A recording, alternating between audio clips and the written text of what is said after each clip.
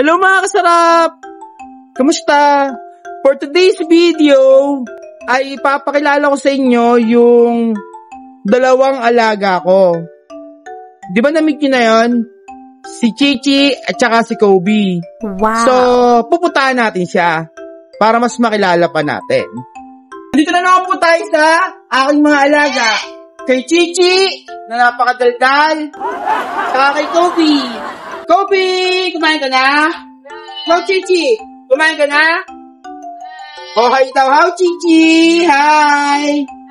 Kamusta naman yung packing tinago mo? Hi daw, sabi ni Chichi. Yan, naglaladaldal na naman si Chichi. Tapos, si Kobe. At may introduce ako sa inyo. May bago kong alaga. Kuya, nakawala yung bag. No! Ng bago yung alaga. Oh, ang gulo na naman, ang gulo magsalita eh. Hindi maintindihan, ano ba sinabi? Anong binigay ng ibang bansa ng bago yung alaga? Anong binigay ng ibang bansa ng bago yung alaga? Kaya lang guys, dati na natin nakawala daw yung binili ko na alaga. Yung binili ko sa ibang bansa.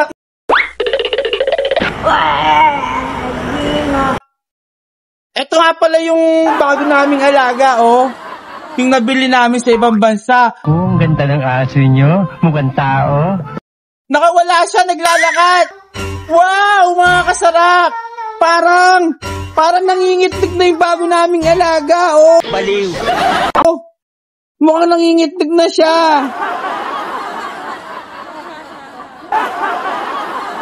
Meron na siyang isang itlog. 2,000 years later.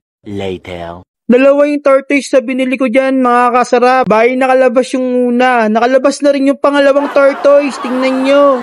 So, titignan muna natin siya. Lumalakad na siya eh. Naglalakad. Ayan! Oh my God! Nangingitig na yung tortoise natin. Tingnan natin. May naiwanan na siyang itlog. Isa. Yun, dalawa na itlog niya. Dalawa na yung itlog niya. Hindi totoo yan. Bola lang yan. Sira ulo. Nangingitlog na yung tortoise natin, so kailangan natin isara yung gate, baka makalabas. Baliw.